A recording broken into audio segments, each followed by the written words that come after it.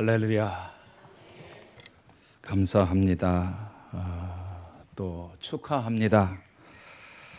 집사로 권사로 하나님이 임직해 하셔서 귀한 직분을 맡은 여러분 축하합니다. 분명 축하를 받을 일이지요. 특별히 한 교회에 50주년 기념 예배를 드리면서 임직을 맡는다는 것은 더더욱더 축하를 받을 일이라고 생각을 합니다. 그런데 이 축하를 받는 상황들이 세상에 살다 보면 참 많이 있지요. 예를 들면 대학 합격을 했을 때 합격을 축하한다 하면서 가정에서 친구들이 또 여러 곳에서 좋은 대학에 합격하면 대학 합격을 축하한다. 또 졸업을 하면 졸업을 축하한다. 취업을 하면 취업을 축하한다. 승진하면 승진을 축하한다. 학위를 받으면 학위를 축하한다. 제가 오전에 우리 교회에 전도사님 딸이 시집을 가서 결혼 예식 주례를 하고 왔습니다. 많은 분들이 와서 축하를 하면서 축하합니다, 축하합니다. 그렇게 인사하는 모습을 보았습니다. 이 세상에서 축하받을 일들이 참 많이 있지요. 그런데 오늘 이 축하받는 일들은 목동중앙교회에 50주년 된 것, 이것 축하하는 것이고, 또 임직받는 것 축하하는 것이고, 그리고 또 이 50주년과 시작과 동시에 특별히 우리 김진학 목사님, 우임 목사님으로 또 세워주신 것, 그 축하할 일들이지요. 근데 우리가 한 가지 알아야 할 것은 이 축하는 세상적 축하와 다른 것입니다. 왜냐하면 이 직분을 맡고 그리고 또 교회 역사가 이렇게 50주년 된 이 모든 역사는 하나님이 하신 일이고, 이 직분은 세속의 직분이 아니고 하늘나라 직분이기 때문에, 하나님 나라의 직분이기 때문에 세속적 이러한 축하의 형태를 띠지만 본질은 세속의 축하와 다른 의미가 있다는 것입니다.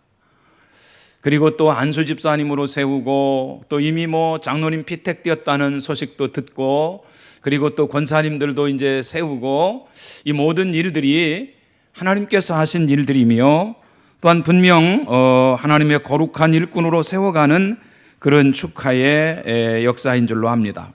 우리가 한 가지 알아야 할 것 있지요.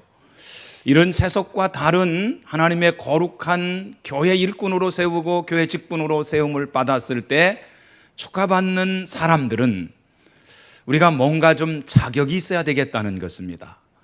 세상에서는 우리가 서울대학에 합격하면 많은 사람들이 축하를 합니다. 야, 대학에, 그것도 서울대학에 합격을 했다 축하하지요. 대학 합격이라고 하는 자격에 있어서 축하를 하는 것이죠. 졸업을 하면 졸업 자격을 받았다고 축하하는 것입니다. 그리고 또 승진하면 어떤 지위에 올라가서 그 지위의 어떤 자격을 받았고, 그리고 어떤 권세를 누릴 수 있는 어떤 대통령 당선이라든지 또는 국회의원 당선에 이럴 때 축하하지요. 자격이 주어졌을 때 축하하는 것입니다. 그런데 오늘 집사로서 권사로서 세움을 받는 분들은 하나님 나라의 자격, 어떤 자격으로 우리가 이런 축하를 받게 되는 것인가? 물론 이제 직분에 있어서 우리가 성도들이 투표를 해서 3분의 2 지지를 받아서 우리 장로교회 제도에 의해서 이미 다 이렇게 검증되어서 오늘 하나님 앞에 예배하면서 직분을 세우고 안수를 하고 그렇게 하는 것이죠.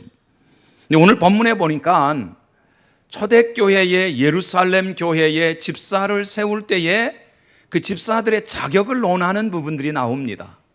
어떤 사람을 뽑아서 교회의 시브리파 사람들과 헬라파 사람들의 문제가 있을 때 그 문제를 해결하기 위한 일꾼을 세울 때에 어떤 자격에 든 사람들이 그 일꾼의 자격이 되는가? 오늘 본문에 보면 그렇게 나오지요. 12사도가 제자를 불러 이르되 우리가 하나님 말씀을 제쳐놓고 접대를 일삼는 것이 마땅치 아니하니 형제들아 너희 가운데서 성령과 지혜가 충만하여 칭찬받는 사람 7을 택하라. 여기 성령과 지혜가 충만한 사람으로 그 자격을 성경은 논하고 있습니다. 여기 충만하다라고 하는 것은 원래 이제 그 신약 성경을 쓴 그리스어 우리가 헬라어의 표현은 플레레스라고 하는 단어인데 영어 성경을 보는 사람들은 금방 알 수 있습니다. 이게 풀이라는 거예요. 풀로 찼다. 우리가 주유소에 가가지고 기름을 넣을 때 가득 넣어주세요. 그렇게 할 때 풀로 넣어주세요. 그렇게 얘기합니다. 그 풀이라는 말이 충만이라는 말이에요. 머리끝부터 발끝까지 다 성령으로 가득 찼다. 차고 넘친다. 지혜가 머리끝부터 발끝까지 다 차고 넘친다. 저는 7분의 안수 집사님들, 47분의 우리 권사님들 3분의 2 지지를 받아서 세울 때에 무엇보다도 하나님 앞에 그 자격은 성령과 지혜가 가득 찬 줄로 믿습니다. 머리끝부터 발끝까지 가득 찬 그런 사람. 그럼 이 성령이 충만한 사람, 지혜가 충만한 사람을 뽑아서 7명을 뽑아서 이제 안수하여 세워가는 모습이 오늘 본문에 나오지요. 교회 직분의 자격은 바로 거기에 있습니다. 성령과 지혜로 가득 찬 사람. 성경 로마서에 보면은 우리가 이 땅의 삶을 살아가는 과정 속에 육신의 생각과 영의 생각을 하면서 삶을 살아간다고 합니다. 그런데 육신의 생각은 사망이요, 영의 생각은 생명과 평강이다, 그렇게 나옵니다. 성령으로 가득 찬 사람은 생각을 성령께서 지배하는 대로 하나님의 영적인 생각을 하게 되는 것이죠. 그래서 생명과 평강이 그 삶 속에 나타난 것이며, 또 교회에서 그런 일을 할 때 하나님의 성령이 가득 차서 그 성령의 지배를 받는 사람이라는 것이죠. 이제 목동 중앙교회는 지나간 50년들을 하나님이 인도하셨고, 앞으로 50년, 이제 100년, 100주년 기념을 할 때에 하나님께서 우리 선배들이 신앙생활을 이렇게 했다라고 하는 부분들에 있어서 직분들을 세울 때 성령과 지혜가 충만한 분들을 세워서 하나님의 교회가 말씀이 왕성하고 부흥되어서 오늘 이렇게 이루어 주셨다라고 하는 100주년 때 50주년의 그 행사들의 그 기록들을 보면서, 야, 성령과 지혜 충만한 사람들이 직분으로 맡아서 그런 자격을 갖춘 사람들이 일해서 오늘 우리 목동 중앙교회가 이렇게 부흥됐다라고 하는 100주년 때는 간증의 역사가 이루어지기를 축원합니다. 여러분의 삶 속에 성령과 지혜가 충만하다, 풀로 가득 찼다라고 하는 말 속에 성령의 사람으로 이제 이 목동 중앙교회는 이렇게 많은 직분을 세워가는 과정들을 제가 물어봤어요. 이렇게 한 번에 많이 세운 역사가 있는가? 저 교회를 임시당회장 하면서 간혹 이야기를 했습니다. 여러분, 저희 교회가 이렇게 참된 교회 성도가 왔을 리는 만무하고, 녹음해가지고 인터넷에 안 띄울 줄 알고 마음 놓고 얘기한다면 참 우리 교회 목사님들 계시지만은 노예에서 유명한 교회였습니다. 막 분파가 있고 막 여기 헬라파, 시브리파 막 그래가지고서요, 제가 갔더니 다 싸우고 해가지고요, 한 200~300명 모이던 교회가 다 뿔뿔이도 50명밖에 안 남은 거예요. 제가 가니까. 그래가지고 그 교회를 어떻게 할까 기도하면서 그래도 추스려보자 해가지고 출발을 해서 쫙 이렇게 갔어요. 그런데 이제 몇 년 지나서 하나님의 은혜의 역사가 나타나고 직분자들을 세우는데 우리도 그때 한 50명 세운 것 같아요. 한 번에. 그렇게 세우고 나니까 확 부흥되더라고요. 하나님의 역사가 막 충만히 나타나더라고요. 지금은 목동중앙교회보다 조금 더 큽니다. 여러분, 이 하나님의 역사의 이 부분은 성령과 지혜에 충만한 사람들이 어떤 일을 해야 할까? 그런데 오늘 본문은 조금 좀 이 해석에 우리가 원어는 저보다 우리 김진학 목사님 훨씬 더 능통하고 훨씬 더 이건 비교가 안 될 정도인데, 저는 원어 성경의 CD 프로그램 가지고서 이렇게 봅니다.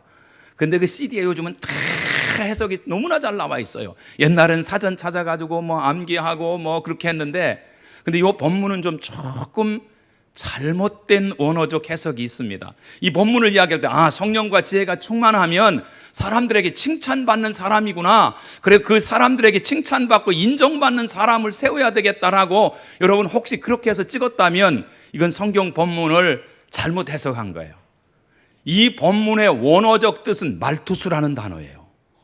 말투수라는 단어는 사도행전 1장 8절에 오직 성령이 너희에게 임하시면 너희가 권능을 받고 예루살렘과 사마리아와 땅끝까지 이르러 내 증인된다.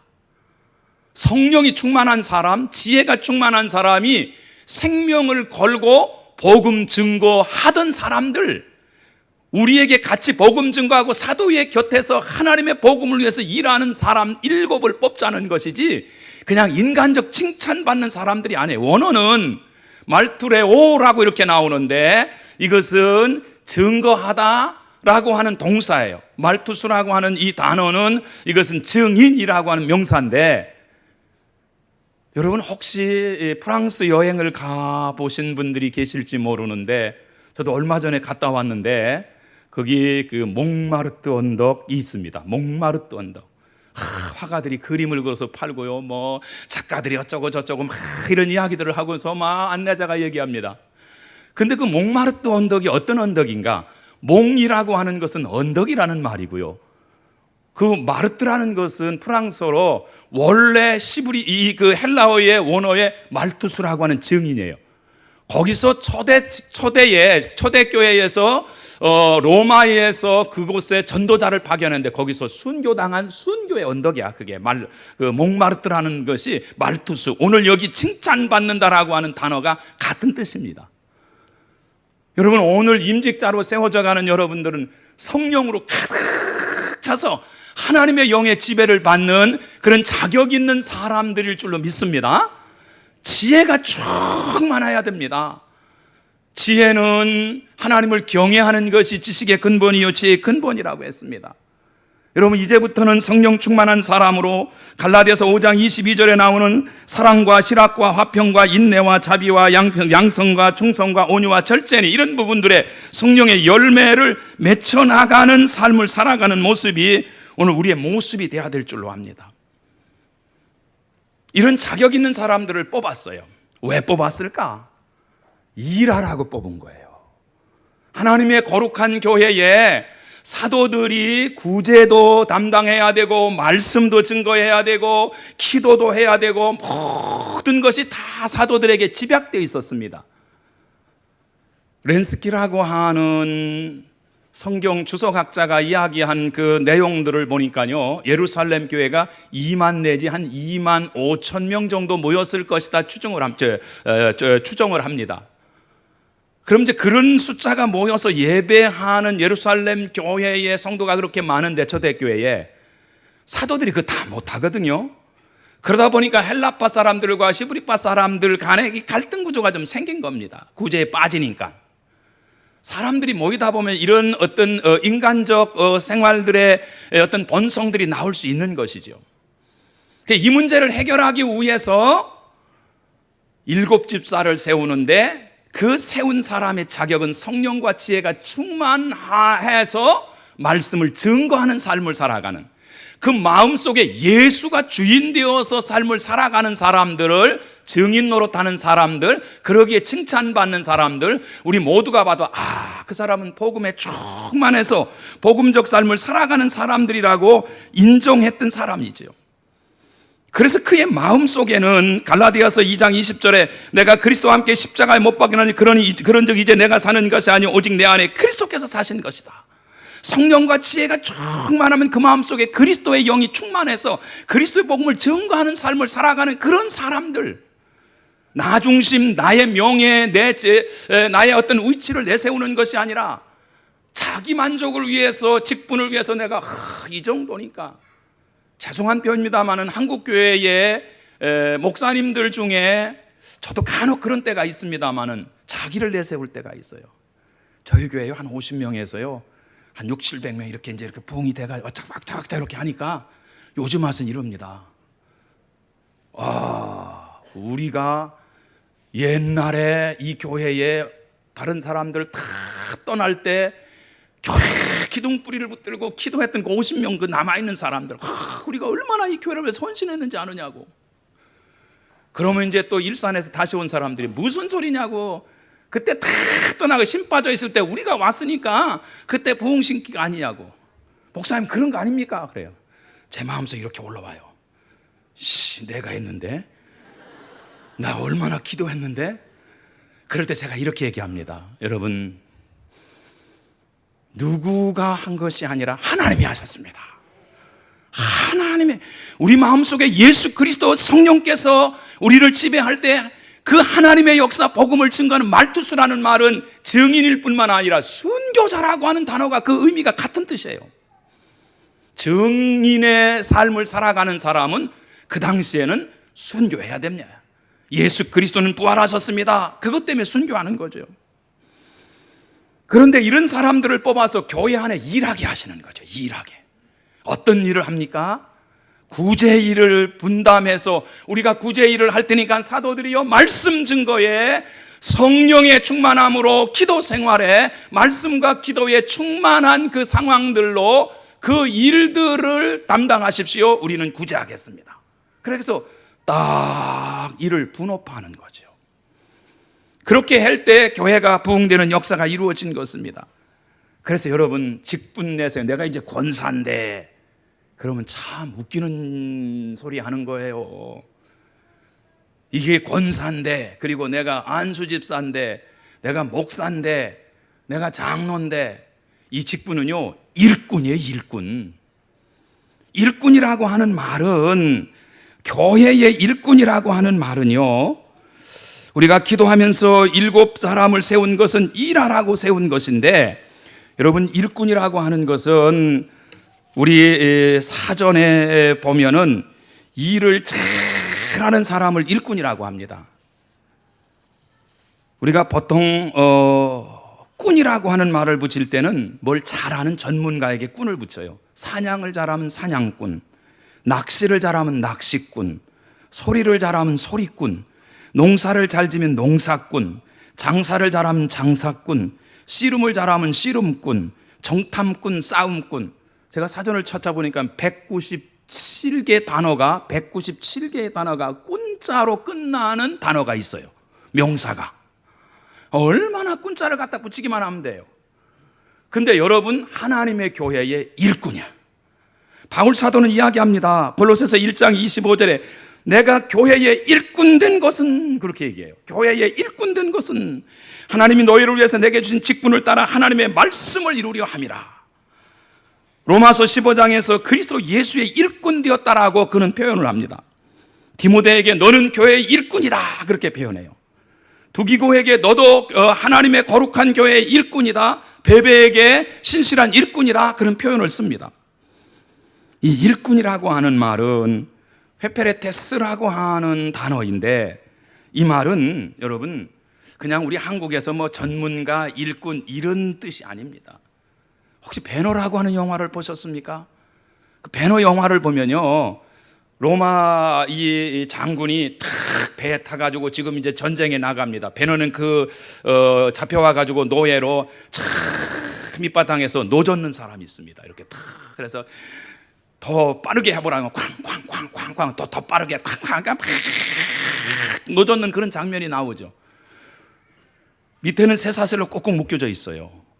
그렇게 쇠사슬로 꾹꾹 묶어져서 노젓는 사람을 일꾼이라고 하는 단어예요. 그게 하나님의 교회의 직분은요, 일하는 일꾼이에요. 노예예요.